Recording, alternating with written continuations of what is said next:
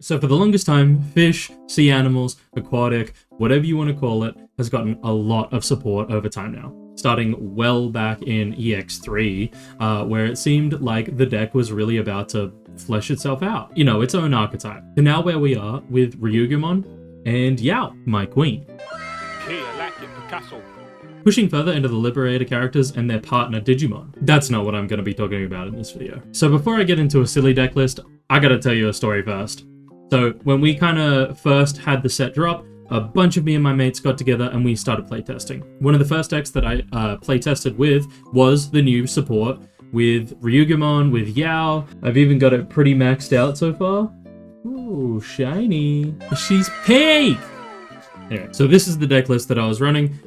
Immediately, it is still very, very muchly so in its, you know, first iteration, right? Like, we're still, like, trying to use Demi-V for drawing. We have a lot of different rookies because I'm trying to figure out which one fits best. Whatever. You can ponder this deck list whilst I explain the short little story. But basically, I'm having a good time. We're playing against Lucemon, and my opponent gets to roughly like 6 security checks. And I've been controlling the game because that's kind of the style that Aqua and Sea Animal has kind of shifted to now with a lot of the new stuff in Ryugu. It's become a lot more control. So I'm having a hard time dealing with Lucemon kind of, you know, trashing my security, recovering. I don't have enough damage. Then we finally get to Xiangpeng, which essentially does, you know, sec +1, unsuspends, does another sec +1, and I realize that I have just taken off 6 security from my opponent, and I am a little blown away from this. I didn't end up winning the game because by that time it's too late, right?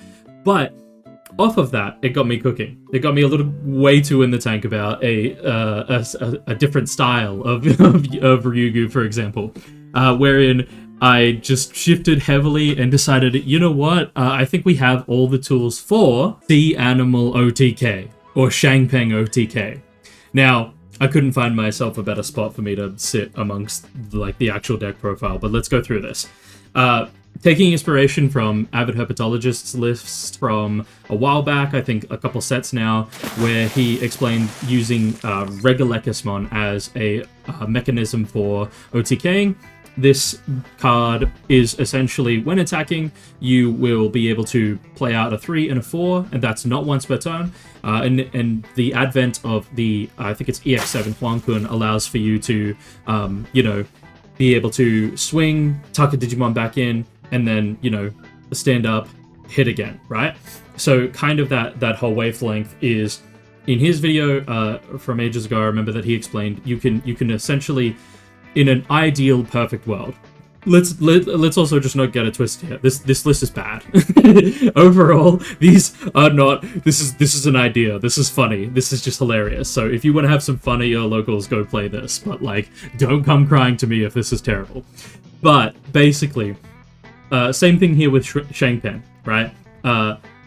You want to basically be doing as much damage as quickly as possible. We can do 5 checks super easily, and I'll go through the combo really quickly with you. But most of this like entire deck is here to facilitate the combo in the first place, right? Like, you need a lot of setup for this to actually go off, right? You can't just walk out like Mirage does, ask your opponent how many cards they have in hand, and then just go bang bang bang bang bang, death.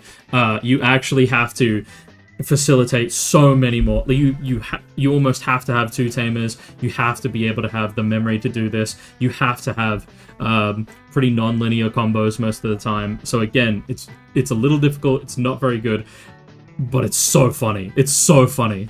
So I might actually like take this to a physical version just to show you what the actual like combo can be. So like assuming everything has all gone according to plan, life is good, you have 0 security, pretend, and life is just absolutely perfect and you're ready. So here is kind of essentially what the full combo looks like. You are essentially walking out, you're going, you know, crack the training. You don't even have to have gone, you know, training into this like in the same turn, for example. You could do this in raising, cool, awesome, but you want to be able to go Huankun, awesome, play the Digimon out. But hear me out, you actually don't have to play the Digimon out half the time. The only problem with this, you know, what's the word for it, the whole combo as well, is you're losing out on a jamming check, right? So either you just hope that Huan-kun lives, or you are prepared to pay the entire cost for your Xiangpeng getting into it, right? But that's like literally not accounting for the fact that you could just have a rookie on the field or another Digimon, because maybe you're trying to play for board and not actually just insta-OTK your opponent. Maybe you just have another Digimon on the board, so you don't have to play out a jamming rookie and keep jamming in the stack. Let's say you play out your Betamon, for example, right? You stun something on the board, awesome. You're going to have to go swing one check with the Huan-kun, that's one. Then you're going to Digivolve into your Xiangpeng. Great. Xiangpeng's effect is going to tuck this Betamon back underneath and unsuspend itself. Then we're going to swing 2 more checks.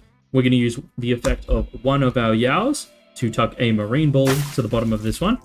Great. That's 2 checks, so we're up to 3 now.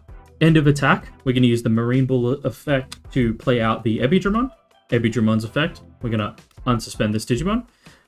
Great. Now we go 2 more checks. That is up to 5.